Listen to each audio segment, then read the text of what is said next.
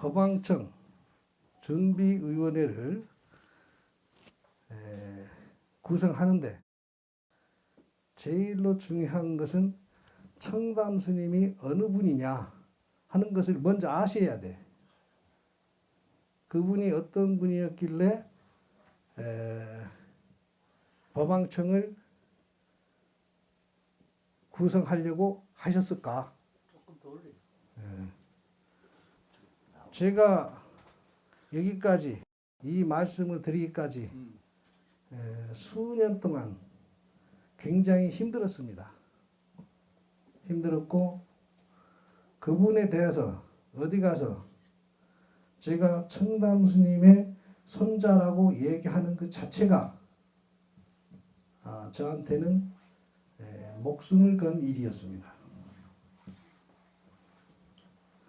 그래서 어디 가서 우리 할아버지를 할아버지라고 제가 말을 못했어요. 못하고 십수년을 살다가 제가 오늘 처음으로 이야기를 하는 겁니다. 제가 자신 있게 나는 청담 스님의 손자다 라고 제가 처음으로 제가 말씀을 드리는 거예요. 그럼 청담 스님은 언제 어디서 어떻게 태어났느냐? 세상 사람들이 그것을 아는 사람이 아무도 몰라요. 그분이 어떻게 살아왔느냐? 그것을 아는 사람도 아무도 없습니다. 그분이 무슨 일을 했느냐? 그것은 아는 사람들이 많아요. 그분이 하신 일에 대해서는 다들 알고 있어요. 근데 그분이 어디서 태어났고 어떻게 살아왔는지 거기에 대해서 아시는 분은 아무도 없습니다. 그래서 제가 거두절미하고 법왕청을 왜 청담 스님께서는 하시려고 했느냐? 우리 인류의 역사가 거슬러 올라가면은 단군 시대부터 종교가 생기기 시작했고 그때 당시는 종교가 정치를 주관했습니다. 인류를 다스린 것은 종교가 중심이 돼서 인류를 다스려 왔어요. 고구려도 그 유화부인의 책사가 아란냐인데 유화부인의 그 동부여로 가기 전에 아들이 둘이 있었죠. 하나는 주몽에게 아란을 딸려보내서 500의 군사를 줘서 고구려를 건국하게 합니다. 그리고 둘째 아들은 500의 수행자 라한을 태워서 바다로 내보내죠. 거기서 다음 것이 탐나국과 이 가야를 건설하게 돼요. 그래서 가야국의 수로왕의 아들이 7 왕자가 출가해서 부처가 됐다 해서 지리산에 그 칠구라임에 가면 그런 기록이 있습니다. 고려는 도선국 사이에서 고려라는 나라를 세워지고 조선이라는 나라는 나홍선사의 가르침으로 무학대 사이에서 조선이라는 나라가 세워집니다.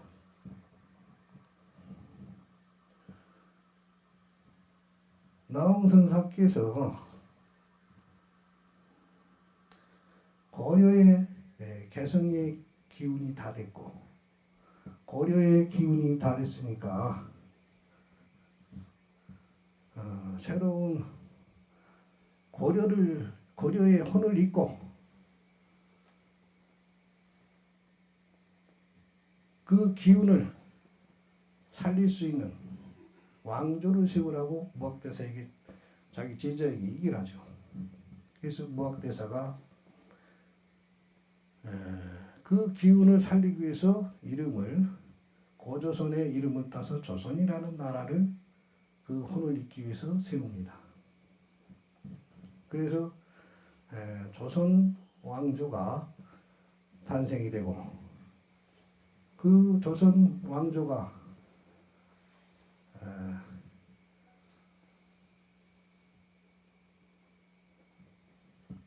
지금 어떻게 되어 있습니까? 그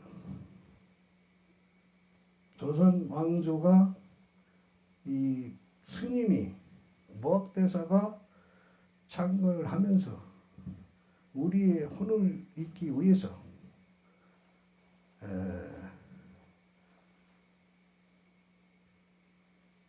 많은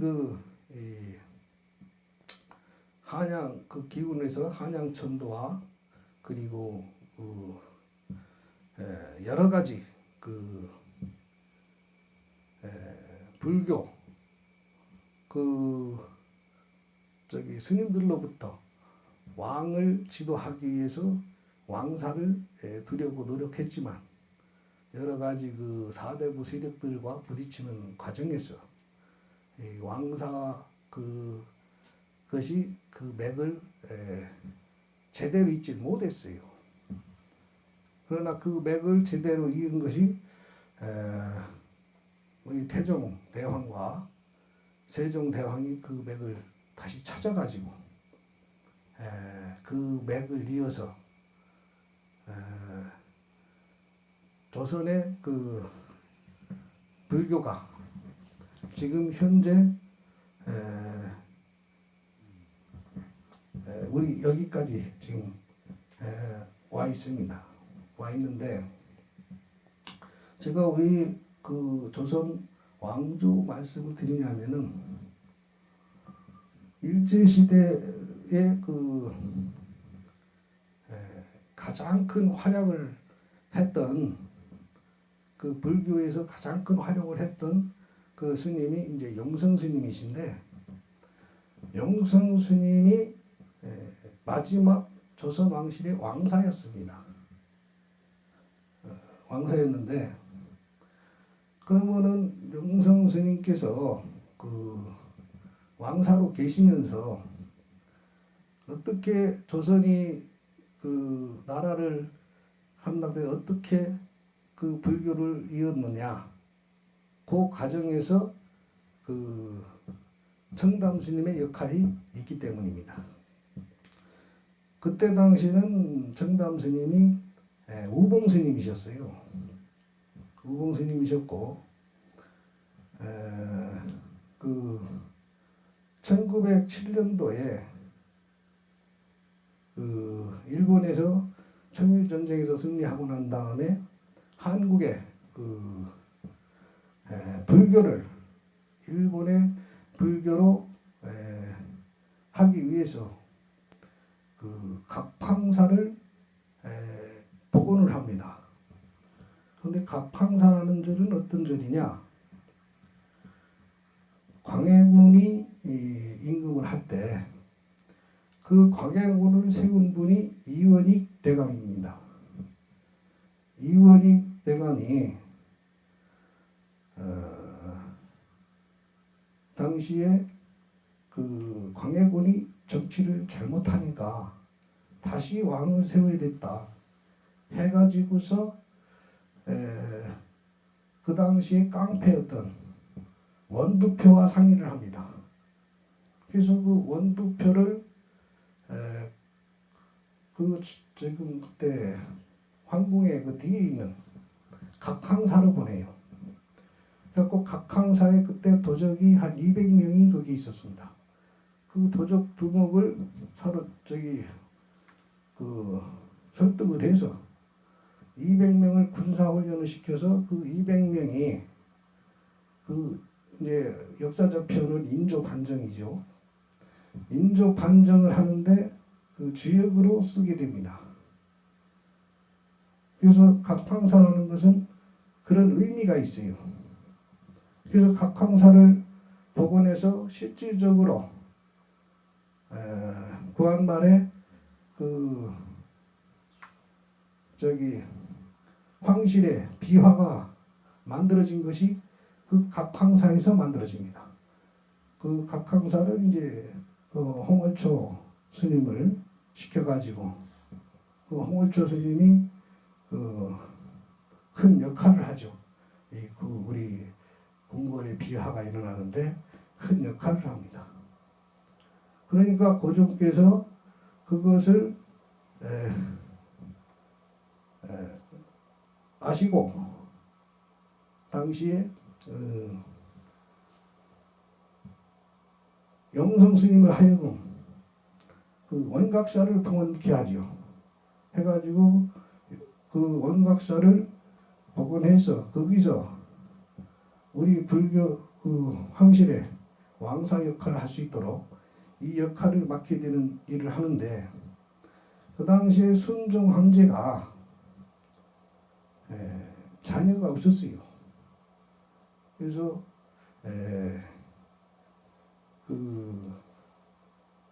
저희 조부님이신 속가 이름은 이창규입니다. 이창규를 양자로 드려요. 양자로 드려가지고 어렸을 때부터 궁궐에서 쉽게 얘기하면은 그 당시는 이제 후손의 그 교육이 중요하기 때문에 쉬운 표현으로 특수 교육을 받습니다. 어렸을 때부터 특수 교육을 받아가지고 그 당시에 그 고종 황제를 모시던 그 상궁이 조상궁인데 그 조상궁의 막내 여동생과 결혼을 시킵니다. 그래서 저희 할머니는 조상궁의 막내 여동생이에요. 그 여동생과 결혼을 시켜서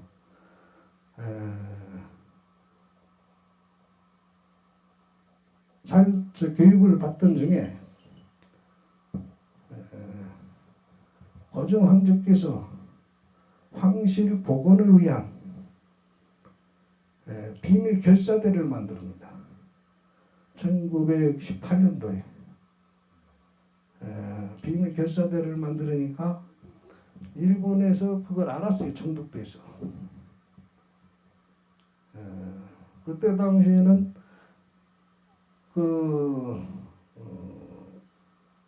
홍월초로 하여금 각황사를 복원하게 하고 한국 임진왜란이라든가 이런 경험을 했기 때문에 스님들이 의병으로 일어나기 때문에 그걸 막기 위해서 30일 번산제를 해가지고 총독부에서 주지를 직접 임명했어요.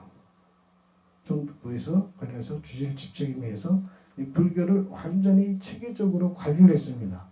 이 총독부에서. 그러니까 그 당시에 그 홍월초 스님이 통해 갖고 모든 것을 관리하던 와중에 비밀 조직을 고종 황제가 만드니까 황실이 보기를 해서 고종 황제를 만드니까 그러니까 고종 황제를 1919년 1월 21일 날 독사를 합니다. 그래서 고종 황제가 독살이 당하고 나자 그것을 조상궁이 제일 먼저 알린 것이 자기 여동생의 남편인 이자 창자 규자 이창규에게 제일 먼저 그 소식을 알립니다. 그 당시에 이창규는 거기 법덕학교 교장 선생님이셨어요. 그저 그것을 상의할 수 있는 사람이 그래도 어른이니까 왕사 용성 스님과 가서 상의를 했어요. 이렇게 됐다. 그러니까 용성 스님께서 만당 비밀결사대회 조직을 만들었을 때 그 당수가 이창규였습니다. 이창구였고 그 보통학교 교장 선생의 신분이었기 때문에 젊은 학생들이 많았어요. 비밀결사대에 젊은 학생들이 많았습니다. 그래서 그 학생들을 중심으로 해가지고 3.1 만세운동을 기획을 합니다. 그래서 고종 황제의 인산위를 계기로 해가지고 그 독살하고 고종 황제 그 장사를 제대로 공식적으로 하진 않았어요. 그래서 그 인산위를 만세운동으로 대신한 겁니다. 그 계획을 잡은 거예요. 그것이 3.1 만세운동인데, 그러면 3.1 만세운동을 할 때 구호를 뭐라고 외쳤느냐? 그것이 이제 그때 당시에 대한제국은 멸망을 했죠. 네. 황실복위를 운동을 하면은 황실복위를 하기 위해서는 대한제국 만세를 외쳐야 되겠죠. 그런데 그 당시에 대한제국 만세를 외치지 않았어요. 대한민국 만세를 외쳤습니다. 아니 왜 대한민국 만세냐? 그건 백성의 나라다. 황제의 나라가 아니고 백성의 나라다. 그럼 왜 백성의 나라는 왜냐? 순종 황제만큼은 살려달라는 겁니다. 황제가 그러니까 고종 황제를 돌아가시겠으니까 이 나라 백성의 나라인데 순종 황제는 살려달라는 거예요. 그래서 대한민국을 외친 겁니다. 그 이후로 임시정부가 들어서고 1926년도에 순종 황제가 또 독살을 당해요. 그래서 그때는 또 60만세운동이 일어납니다. 만세운동이 일어나는데 그때는 절반은 대한민국을 외치고 절반은 대한제국을 외쳤어요. 대한제국 만세. 그리고 그때부터는 만당 비밀결사대 조직이 비폭력에서 이제는 바뀝니다. 아니 순종 황제는 살려달라고 했는데 그래서 이제 그때부터는 만당 비밀서대가 군사를 조직하고 독립군을 양성하기 시작해요. 그리고 모든 황실의 비자금, 자금을 전부 만당 비밀결사대에서 움직이고 같이 움직이는데 그 당시에 만당 비밀결사대에 저희 조부님이 3.1 운동의 진행하고 바로 영성 스님한테 출가를 해요. 스님 신분으로 바뀝니다. 그때 당시 법호가 우봉이고 만당 비밀결사대의 당수로 있을 때는 호가 맥이었어요. 황실의 맥을 이으라고 호를 맥으로 지었다고 그럽니다. 그때 당시에 1919년도에는 호가 맥이었고 그리고 출가 신분이었기 때문에 법호는 우봉이었습니다.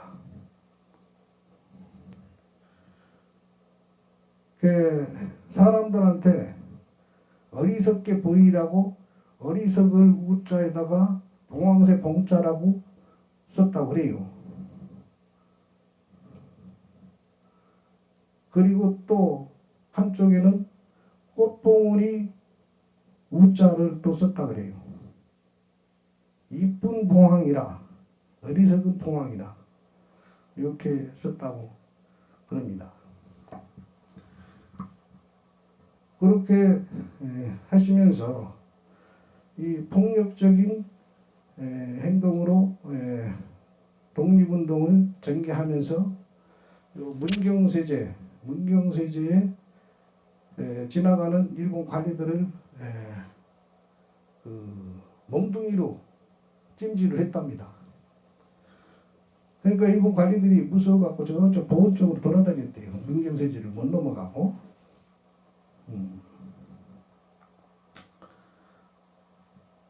이하 독립운동 활동한 것은 뭐 기록에 있고 하니까 제가 생략을 하고, 해방이 되고 나서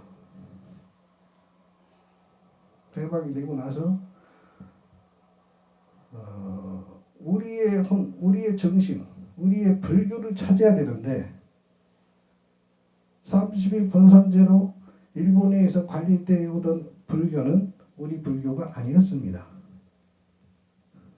우리 불교가 아니었어요. 독립운동을 하고 그때 당시 이제 우리 독립군에는 OSS 조직이 있었고, 그것이 국제 조직인데 그쪽에서는 정보를 다 알고 있었어요. 그래서 해방이 되면은 남북이 갈라진다. 해서 해방되기 전에 금강산에서 계시던 저기 용성 스님이 저기 조부님을 출가한 뒤로다가 용성 스님이 감옥에 가면서 금강산에 있는 설서구 스님한테 저희 조부님을 보냈어요. 그래서 공식적으로 저희 조부님은 설서구 스님의 상자로 되어 있습니다. 설서구 스님의 맞상자로 되어 있지요. 공식적으로.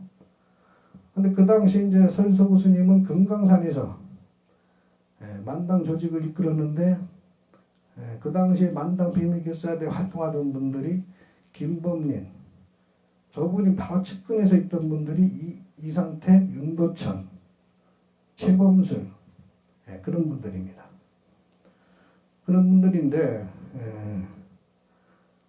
그분들이 그 금강산에서 있으면서 금강산에서 해방이 되면은 남북이 갈라지니까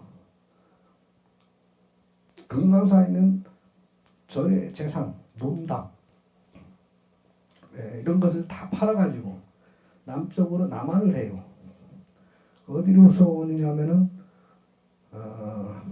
그 쌍계사 칠부람으로 와서 자리를 잡습니다. 칠부람 자리를 잡는데, 해방이 되고 나면 그때는 독립운동 하시던 분들이 사상에 물들었어요. 힘들단 말이에요. 그래서 공산주의와 민주주의 이 사상에 물든 사람들이 많았습니다. 우리 항실 복위를 하고자 했던 만당 비밀 결사대는 그러한 사상을 배척했어요. 민주주의도 아니고 공산주의도 아닙니다.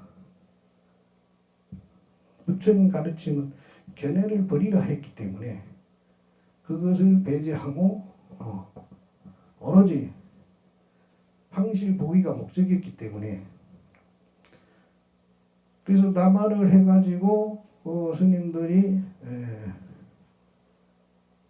이따가 보니까 아니 공산주의 빨치산 본부가 지리산에 들어선단 말이에요. 그럼 지리산에 있다가 큰일 나.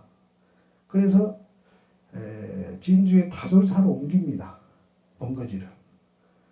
진주의 다솔사로 옮겼는데 거기도 보니까 이건 참 여기서 말씀드려야 될지 모르겠지만 6.25 전쟁은 기획된 전쟁이에요. 그걸 다 알았어요. 그 당시에 어른들은 다 알았습니다. 그래서 그 다솔사도 위험하다는 걸 알았어요. 그 당시에. 이미 6.25 전쟁 나기 전인데. 그래서 다솔사도 위험하다는 걸 알고 남해에 해관암이라는 절을 지켜야 합니다. 이 상태로 하여금 해관암을 지키기 위해서 거기에 설서구 스님을 모시요.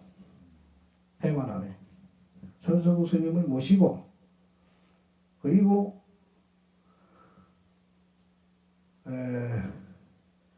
저희 조부님은 해방이 되자마자 우리의 혼을 살리기 위해서 똑바른 중부터 키워야 되겠다.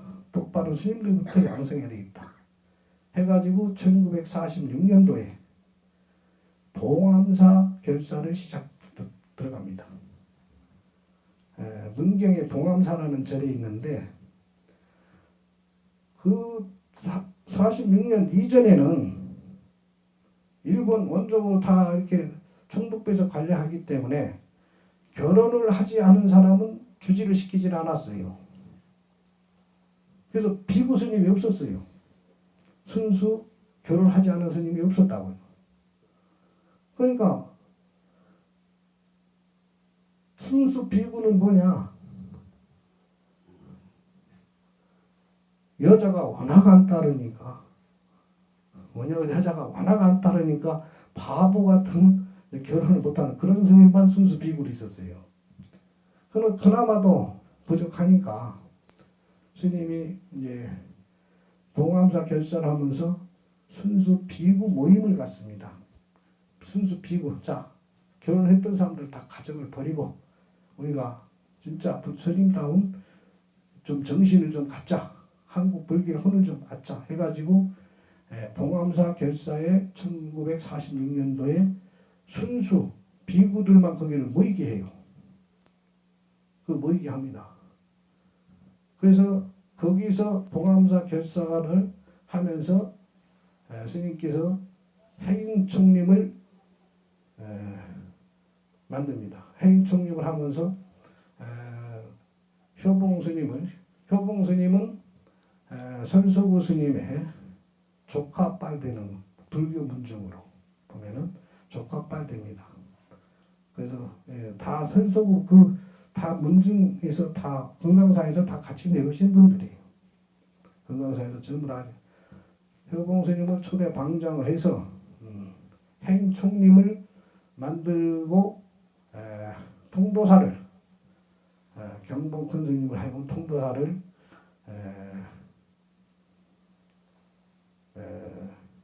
우리 불교 정화의 본부로 삼자 이렇게 해서 통도사의 그 6.25가 바로 진행되자 이 봉암사 결사를 깨고 스님이 통도사로 가요. 그래서 통도사에서 그때 이제 구화 스님이 선원장이셨고 저희 스님이 입승을 보면서 거기서 스님들을 선수행을 시키면서 스님들 결집을 합니다. 6.25 전쟁 3년 동안에 거기에 통도사 2,000명이 거주를 했다고 그래요. 6.25 전쟁 도중에 통도사 2,000명이 있었는데 2,000명이 거주하면서 저희 스님이 입승으로 스님들을 쉽게 얘기하면 특수훈련을 시킵니다. 6.25 전쟁 중에. 그리고 6.25가 끝나자마자 1954년도에 법토를 바꿉니다. 54년도에 천담이라고 이름을 법토를 바꿔요. 그동안 우봉 스님이셨거든요. 그리고 우방 스님은 사망 신고를 합니다. 이미 속가는 해방되자마자 1946년도에 봉암사 결사를 하면서 저희 할머니를 제천에 있는 남자에서 제천에 저희 할머니가 그 큰 절의 주지였었는데 저희 할머니를 고향으로 내쫓기 위해서 그 절을 도끼로 다 때려 부셨다 그래요. 때려 부시고 할머니가 안 갈락하니까. 그래서 우리 할머니는 1946년도에 고향에 내려와 있었어요. 충남 태안 거기에 고향에 내려와 있었고 그리고 제가 그 할머니 암자에서 자랐습니다. 어렸을 때. 근데 그래서 그 54년도에 54년도에 속가에다가는 사망 처리를 했으니까 속가에는 사망 처리, 속가에서는 아무것도 모르는 거예요. 그냥 말해서 아무것도 모르고 이제 사망 처리된 걸로 되어 있습니다. 그래서 54년도에 청담이라 이름을 바꾸고, 그리고 은사 스님이신 선서구 스님을 정종으로 추대하고, 그리고 본인이 도청섭이 돼가지고서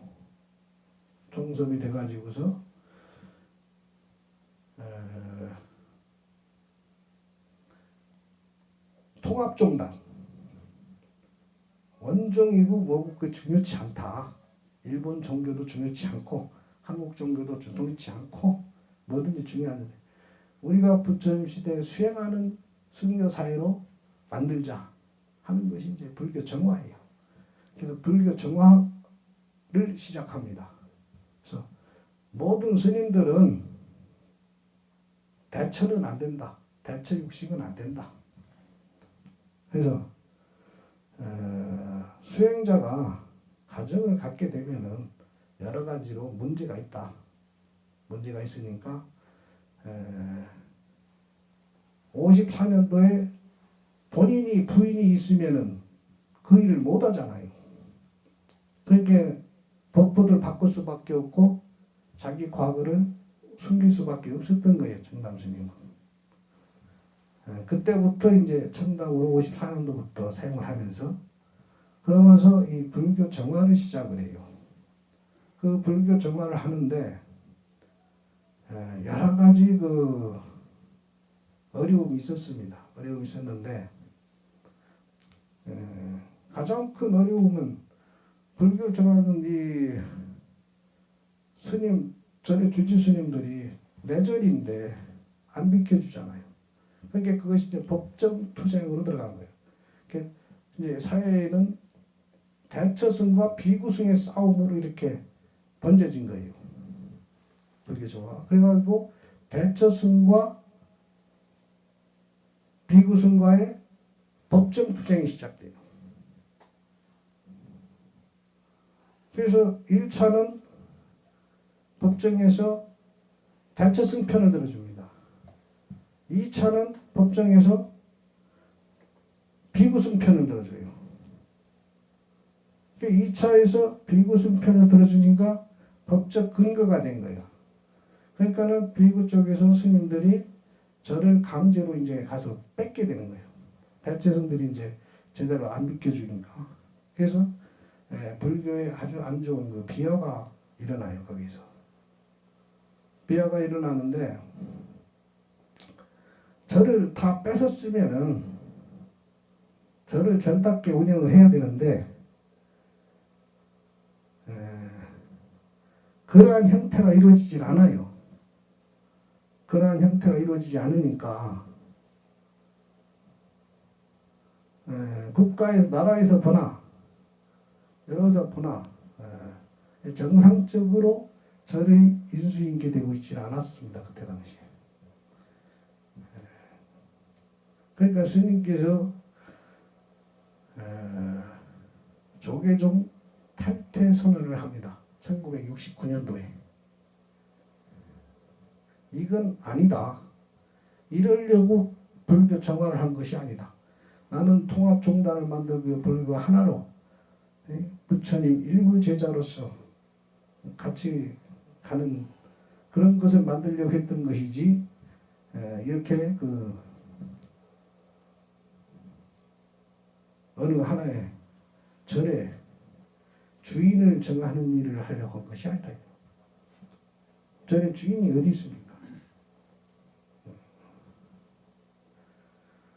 그래서 조계종 탈퇴선을 하니까 유신 개혁안 3가지가 받아들여지겠다. 그러니까 조계종은 처음부터 만들고 통합종단을 만들고 총무장하고 종정까지 하신 분이 탈퇴를 하면은 조계종이 체면도 안 되고 대법원 판결을 남겨놓고 있는데 이건 아니잖아요.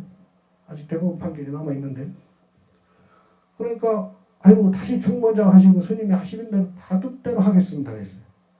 그래서 다시 총무원장이 다시 앉습니다. 종전까지 하신 분이 조계종이 종전까지 하신 분이 다시 총무원장에 앉아요. 총무원장에 앉아가지고 그 스님은 아셨어요. 대법원 판결이 대처승 편에 판결이 난다는 걸 어떻게 아셨나 봐. 그래갖고 조계사에다 스님들 모아놓고 판결이 이렇게 날 거니까 이렇게 나면은 저 재판부를 그냥 둬서는 안 된다. 그러면 영원히 불교는 다시 망가져서 더 이상 살 수가 없다. 그러니까 거기에 나서서 목숨을 걸 사람, 그 자리에서 활복할 사람 나와라. 그런 거예요. 그러니까 스님들이 으르르 막 쏟아 나온 거예요. 그래서 거기서 5명을 앞에서 딱 잘랐어요. 앞에서 딱 잘랐는데 그 6번째가 김성호 씨라고 그러는데 딱 잘랐는데 하고 너희들은 판결이 나면은 바로 활복을 해라. 거기서 활복을 해라. 그렇게 지시를 합니다. 그리고 한팀은 우리 정부이 몽둥이를 좋아했나 봐요. 일본 사람들 몽둥이 찜질했듯이 그 대법원장 뒷문으로 도망갈 거니까 아주 몽둥이로 죽자를 받고만 두드려 패라. 그리고 법원에서 내보내지 마라. 판결을 다시 낼 때까지 법원에서 내보내지 마라. 이렇게 지시를 합니다. 판결을 번복하기 전에 대법원장 죽여도 좋다. 그리고 법원을 점거를 해버려요. 그래서 뒷문으로 도망가는 대법원장을 몽둥이로 뭐 그냥 막 두드려 팼대요. 스님들이. 막 두드려 패가지고. 그리고 법원을 점거해버려요. 스님들이. 목숨을 고 우리 죽여라. 판결을 번복하지 않으면 우리 죽여라. 그렇게 해서 박 대통령께서 이제부터 정부는 행정기관은 종교일에 간섭하지 마라. 행정기관은 절대 종교일에 간섭하지 마라. 이렇게 특별 담화문을 발표해요. 앞으로 행정기관 법원을 통해서 모든 행정기관입니다. 정부의 행정기관은 종교일에 간섭하지 마라. 그게 진정한 민주주의 종교의 자유다. 종교는 자율적으로 통제되고 자율적으로 움직여야지 사회법으로 움직여서 되는 것이 아니다. 이렇게 대통령 담화문이 발표돼요. 그러면서 그 이제 판결이 뭐고 없는 거예요. 이제 법원에서는 이제 종교일 간섭을 안 하게 됐어요. 그 일로 인해 가지고 그렇게 스님들이 목숨을 걸고 이 종단을 지킨 것이 바로 이 대한불교 조계종이에요. 그리고 스님이 바로 그때 18개 사찰을 대처승들이 살 수 있게 해줘라. 대처승이 스님이지 수행자지. 그 사람들을 저리서 내쫓으면 그 사람들이 어디서 사냐 해서 18개 사찰을 대처스님들 그 당시에 대처스님들이 살 수 있게끔 해줬습니다. 그것이 종단이 또 하나의 미스, 종단이 또 분리되기 시작한 거예요. 그 태고종이 탄생합니다. 1970년도에 태고종이 종단이 분리된 게 70년도에 태고종이 처음으로 나온 거예요. 그 태고종이 탄생하고 그 뒤로 그러한 일이 있으면서 저희 조부님이 71년도에 몽둥이로 맞아 돌아가십니다. 돌아가시 전날 군부대 법문을 갔다 오셨다 그래요. 그 군부대 법문에서 조부님이 정달스님이 돌아가실 걸 안 하셨나 봐. 법시는 무한하나 육신은 유한한 것이다.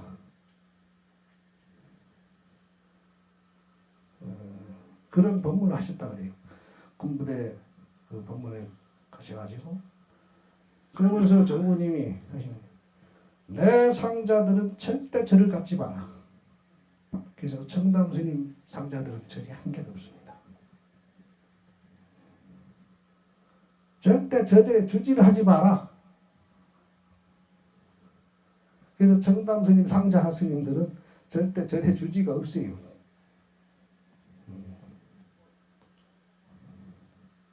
절을 뺏으려고 절에 주지하려고 정화한 게 아니란 얘기죠.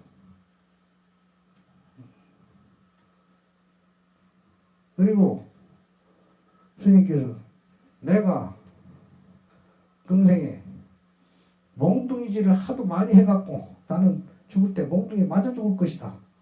이 말씀을 하셨다 그래요. 틀림없이 나는 금생에 내가 몽둥이로 사람을 때려 죽이는 일이 많아서 나는 틀림없이 몽둥이로 맞아 죽을 것이다. 그 말씀을 마지막으로 남겼다 그럽니다.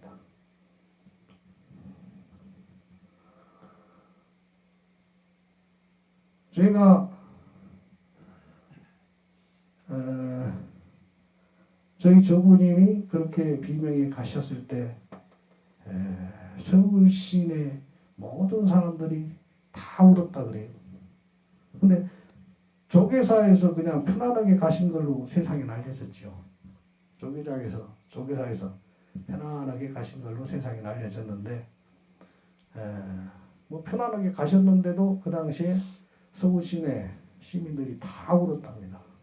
저희 조부님이 가셨을 때. 근데 우리가 불교계에서는 조부님이 그런 일만 하셨지만 정치계에서도 우리 조부님은 관심을 많이 가졌어요. 그냥 불교 정화만 정화가 아니고 이 민족이 후손이 살아갈 길이 무엇이냐. 그때는 배고프고 있는 게 먹는 게 제일 중요합니다. 먹는 게 제일 중요하기 때문에 독립운동을 하면서 OSS 같이 일하던 동지가 미국에 있어요. 그러니까 한국이 좀 경제적으로 잘 살게 좀 해주라 해서 도선사에 유경수 애를 불렀어요. 하고 유경수를 교육을 시켰습니다. 스님이 교육을 시켜갖고 박정희 대통령이 좀 정치를 잘할 수 있게끔 옆에서 해라 해가지고 유경수하고 박정희 대통령 많이 싸웠다 그래요. 조부님이 가르쳐주는 게 박정희 대통령이 좀 마음에 안 들었던 부분이 많이 있었는가 봅니다. 어쨌든 많이 싸우고 국민교육 현장을 비롯해서 새마을운동 이것이 다 우리 조부님이 기획한 겁니다. 국민교육 현장을 직접 쓰신 분이 저희 조부님이 새마을운동도 직접 계획을 하셨고 그렇게 이 나라의 경제를 살리기 위해서 배고픔에서 벗어나게 하기 위해서 대통령 부인을 도선사로 불러가지고 오시게 해서 여러 가지 많은 일을 했다고 제가 들었습니다. 저희 조부님이 그런 일만 하신 게 아니에요. 제가 조부님의 메모장을 제가 지금 도선사에 가면 있지요. 서울에 도선사에 가면 조부님 메모장 같은 게 박물관에 다 전시되어 있는데 거기도 보면은 메모장의 장장마다 적혀 있는 것이 세계 일화예요. 세계 일화. 그 세계 일화 속에 가장 그 초점이 되는 것이 뭐냐? 종교 통합입니다. 종교 통합이에요. 65년도에 초종교 그 모임을 만드셨어요. 그래가지고 범호사에 있는 능가스님한테 그것을 넘겨줬는데 능가스님께서 그것을 능력이 본인이 부딪히니까 그것을 문선명 총재한테 넘겨줬습니다. 그래서 문선명 통일교 그분이 그것을 많이 활동을 해서 지금 현재도 그 초정교 운동을 계속하고 있어요. 지금 현재 통일교에서는 초정교, 지금 이제 가정연합으로 명칭을 바꿨죠. 가정이 중요하다. 가정이 중심이 되어 바른 사람이 된다 해서 명칭 자체를 가정연합으로 바꿨어요. 네. 거기서 이제 지금 초정교 활동을 아주 열심히 하고 있습니다. 저도 거기에 수년 전부터 그 초정교 운동에 동참을 했고, 오늘 또한 제가 법왕청 구성위원회를 준비한다 하니까 그 종교협의 회장님이 화환도 보냈어요. 법왕청 준비위원회 구성하는데 축하드린다고 이렇게 한국종교협의회 회장 김항재 해가지고 그냥 저희가 뜻을 같이 해왔기 때문에 오래전부터 조상 때부터 뜻을 같이 해왔기 때문에 지금도 그런 활동이 이어지고 있는 겁니다. 그래서 저는 이 자리에 오신 분 중에 이제 귀하신 분들이 많이 오셨는데 제가 일일이 다 소개해드릴 자리는 아닌 것 같고, 그래서 여기 참석하신 분들은 제가 생략을 하고, 법왕청은 저희 조부님께서 세계 1화 그 자체를 원하셨기 때문에 그 일을 제가 마무리 지으려고 오늘 법왕청 준비위원회를 구성하려고 하는 겁니다. 이상입니다.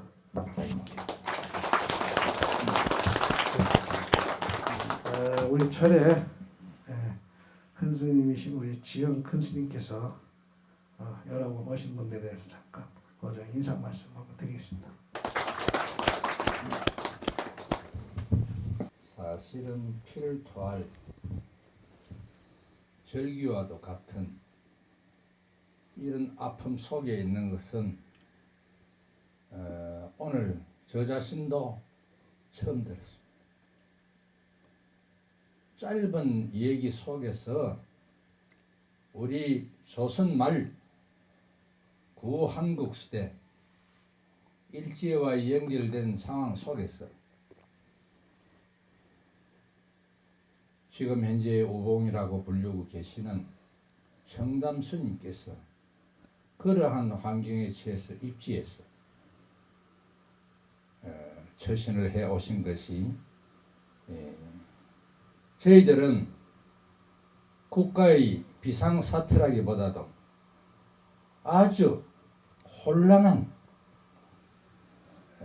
정치 책임자도 없고 일제강점기 속이기 때문에 한국인들은 굶주림과 눈치와 가난과 그야말로 맥없는 인생을 살고 있을 때인데 정치적인 차원에서라도 어떤 지휘자가 있어서 맥을 골라서 그것이 인류의 시온처럼 국민을 다스리는 것은 그때는 종교였다 하는 식으로 종교를 하시던 분들이 앞장선 결과를 해서 희생을 당해왔고, 더욱이나 국가의 조선조 말 그때는 황제라기도 했었고 왕이라고도 했었지만은 그런 가정에 연루가 되어 있으면서 목숨을 유지해 오다가 불교 쪽에 귀의해서 자기 이름을 만천하에 내놓지도 못하고 이렇게 저렇게 방황을 하시면서 용성 스님이라든지 우리 연말에 그때는 많은 스님들이 계셨습니다만은 큰 수고를 하셨던 분으로 오늘 느껴지면서 그 도봉 스님의 한절긴 한설인 이런 얘기를 오늘 처음 이렇게 한다는 게 너무나 가슴 아프게 저려옵니다. 우리 용기를 주기 위해서라도 그 다음에 제가 말씀을 한 말씀 올리고 말겠습니다만은 여러분 박수 좀 보내줘요.